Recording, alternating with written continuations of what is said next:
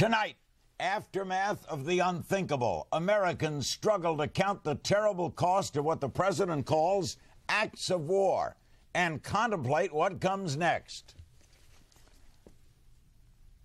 Good evening, I'm Larry King, and this is a special edition of Larry King Live. We'll be with you, of course, for the full hour and then more special reports throughout the 24-hour period that we cover it on CNN. Before we meet all of our guests, let's start with the newest member of the CNN family, Paula Zahn in New York. Paula, can you give us an update as to how things stand now and what's happening with that third building? Absolutely, Larry. There is a lot to talk about tonight on a lot of different fronts. For starters, I'm going to bring you up to date on what the administration is planning to do. They are certainly laying the groundwork for a strong military response, reaching to allies across the world in the aftermath of what you just said President Bush called an act of war. Secretary of State Colin Powell told me earlier today this will not be over in a week or two. It will be a full-scale assault, not just by the United States, but what he called the whole civilized community.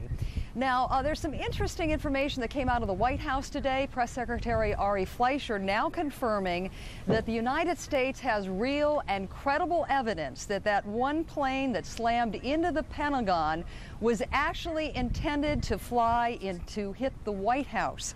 Also, Mr. Fleischer says Air Force One was supposed to have been a target too. That is why the president, who was in Florida at the time of these multiple attacks, was not immediately flown back to Washington, D.C.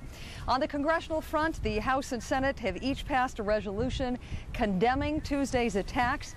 The chairman of the House Appropriations Committee is confirming that Congress will move quickly to pass or appropriate some $20 billion earmarked for rescue efforts, repairs, and counterterrorism efforts. The money will go obviously to federal, state, and local agencies involved in the cleanup, Larry. Meanwhile, the investigation is actually expanding in a number of different ways tonight. Yeah, we're going to be covering that through the hour. I did want to ask you, Paula, about that building that was sort of coming down. What happened to it? Well, here in New York City, we're keeping an eye on 3 or 4 buildings that are seriously degraded. There is a 54-story tower that now is partially collapsed, which sat across from what used to be the World Trade Center. There are 2 hotels in the area that have strong structural problems. They may go. Now, this further complicates rescue efforts here. As you know, Larry, about the only good news to come out of the city today is that rescuers were able to successfully rescue 11 folks trapped in the rubble. That included 6 firefighters, 3 police officers, and I think what the city is having the toughest time wrestling with right now is the tremendous scale of loss here. The mayor, Larry, telling us earlier today the numbers are going to be horrific. He expects it to be several thousand in each towers. And as you know, having lived here before, I think the news that has left New Yorkers the most numb is that New York City lost its fire chief, its deputy fire chief, as well as 300 firefighters and well over 80 police officers. And time, as you know, Larry, isn't benefiting anyone. You know that within the first 24 hours of one of these catastrophes, that is your chance to rescue people alive. But there is still hope. We'll see you in an hour with Aaron Brown on a CNN special report. Thanks for joining us and welcome aboard. Thank you. Glad to be a part of your team. Paula Zahn. She'll be back in an hour. Now let's stay in New York and meet Captain Kenneth Erb of the New York City Fire Department. He's captain of the firehouse at West 31st Street. His firehouse lost 3 firefighters yesterday, and he also lost a longtime friend, Father Michael Judge, the fire chaplain for the New York City Fire Department. And with Captain Erb is firefighter James Grillo of the New York City Fire Department. As you can see, some injuries suffered. He was in the South Tower when it went down and lost several of his firefighter friends. Mr. Grillo, James, what was it like when you got there? It was terror, sheer terror. Bodies were falling out of the sky. They were jumping off the 105th floor and they were landing all over the street and the sidewalk. There was fear in everybody's eyes. You also saw people jumping out of buildings, right? Yes, they were jumping out from everywhere from the 70th floor above. It was horrible. And what were you doing? I was trying to avoid looking up and watching it, Mr. King. It was horrible. I saw dozens of people jumping. Now, how did you get hurt, James? I was my assignment with Latitude 4, the company I'm assigned to, we were supposed to go into building number 2, the South Tower, and make our way into tower number 1, the North Tower. And we were caught in the collapse in the lobby of tower number 2, the South Tower. Boy. Captain Erb, I know you didn't go to the scene, right? Captain, is that true? No, I wasn't working that day. I came in on a recall. So you were off and they brought you in? They had a recall for all police officers and fire officers. As soon as the news struck, the media gave that announcement, and we all, one way or the other, got in through hitchhiking, get in your car or whatever. You lost, what, 3 firefighters from the station on West 31st Street? We did. We lost a firefighter, a lieutenant, and a captain. And are you the one that has to inform the nearest relative? I went out with another former captain last night. Normally, in this circumstance, Father Michael Judge would be helping us out with this, but of course he passed away and he couldn't do it. So it's so chaotic. There was really, we had to make our own procedures. So me and a Chief Keys, who used to be a member of Latitude 4, we went and got a former retired battalion chief who is a deacon in the Catholic Church, and we informed the family of the lieutenant and my fellow captain. We informed their families that they were gone. There's no training for that, is there, Captain? No, not to my knowledge. Did you lose any friends, Jimmy Grillo? I lost very many friends, quite a few friends, personal friends. And the fire department's made up, everybody's a friend in the fire department, thousands of men, we're all friends. But personally, I've lost quite a few, maybe a dozen personal friends. And it breaks my heart. They're great men. They're very great men. James, after something men with like families. Men that have babies on the way. Men that are husbands, new homeowners. It's tragic. And after something like this, James, do you ever think of maybe not being a fireman anymore? I'll be a fireman at least for another 20 years. So no thought of I will always be leaving a that job? fireman. No, Mr. King, I will always be a fireman here in New York City, protecting the people of New York and my friends. Captain, what can you tell us about the late Father Michael Judge? Oh, I can tell you a great many things. He was a great man. He was very close to the members of Engine 1 and Latitude 4. He's stationed at St. Francis across the street from our house. He kept his car in the house. He stopped and talked to us every night. He was not only our spiritual leader, but he was a very good friend to us and a father figure somewhat. I mean, there are things that I would talk to him about that maybe I would only talk to my own father about. I think we can hear some words from the father. Can we hear that, crew? Listen. Some of the people that we lost, we saw, like Father Judge and Chief Gansey, Bill Feehan. We saw them about 10 minutes before we went over to 75 Barclay Street. And as I talked to their families, and I explained to them that they were working very hard and they were working at what they love to do. And I'm sure their efforts will end up having saved other lives. And joining us as well is Jesse Blumenthal of St. Vincents Hospital in New York. And Jesse, I understand you, did you work on the, doctor, did you work on the priest?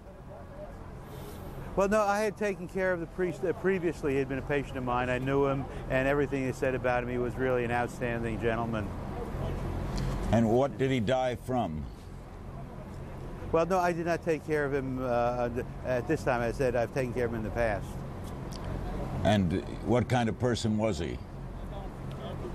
Oh, he was a very warm, outgoing man, a delightful man. What's the situation like at the hospital? Well, right now things have quieted down, and we're obviously, quite dismayed at the lack of patients that we've had. There was an initial frenzy. We've seen over 370 patients yesterday, and unfortunately, after about 1 o'clock this morning, they've just been unable to extricate anybody, and of course the assumption is that there are very few survivors. We have taken a few people out, but certainly we know that the vast majority of people in the building have not survived. Thank you, Jesse, and thank you, Captain Erb and Firefighter Grillo. We salute you all. Joining us now from Washington is Dr. Bernadine Healy. She is President and CEO of the American Red Cross, the 20th person to lead that nation's foremost, this nation's foremost humanitarian organization. What's the latest information you have on the need for blood? Well, Americans have responded with great compassion and with every bit that they can offer with regard to our need for blood. Larry, we have had blood drives all over this country. They're expanded. Our entire Red Cross headquarters has been turned into one huge giant field hospital. People coming in and giving blood, waiting in some cases for 5-6 hours. Every time we say, we're sorry it's taking this long, and they say, we want to be here. It's almost become a chapel. People are coming there to give blood, to mourn, to hold hands, and to do the one thing that they think they can do, that they know they can do, as a statement of their solidarity, of their devotion, of their defiance of this hideous terrorism and the life that have been lost and the fear that has been instilled in every American because of it. And, Doctor, do you have Red Cross volunteers at the scene now? Yes, we have in New York, of course. We have over 400, 500 volunteers that have been working round the clock since yesterday. We also have volunteers out at the Pentagon site. We provide their help and food, relief, cots to the rescue workers, those heroes that you've been talking about, Larry. We're also there to help with the families of the victims at all of the sites, Boston, Los Angeles, San Francisco, because Pennsylvania, because whenever there's an air crash, the Red Cross is there. You know, we deal, one big air crash is an enormous proportion. Here we're seeing 4 air crashes in one day. How could you could certainly not have planned for this. We cannot plan for this, but for the past year we've been working intensely with the federal government under the Federal Response Plan for Weapons of Mass Destruction, and what we have seen is a commercial airliner filled with human beings turned into a weapon of mass destruction. What's the #1 need now?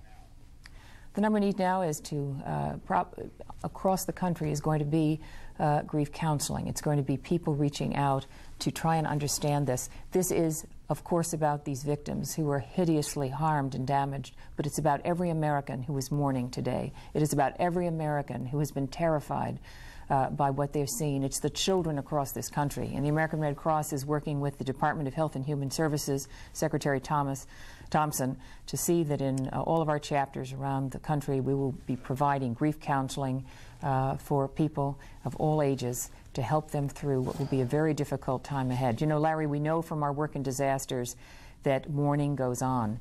We know that people go into very susceptible to depression, susceptible to sadness of the highest kind, and people listening tonight are going to feel it too.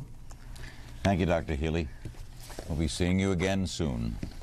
Dr. Bernadine Healy. We go now to Fort Myers, Florida. Rudy Deckers joins us. He's the owner of Huffman Aviation International. The FBI has talked to Rudy about a possible suspect. Reports that 2 of the bombing suspects may have attended his school. Is that what they talked to you about, Rudy?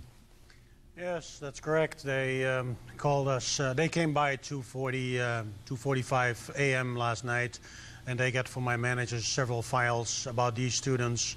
And during the day, we found a lot more about these students. They've been with us from July till October, November last year, and obtained the first licenses they needed to fly.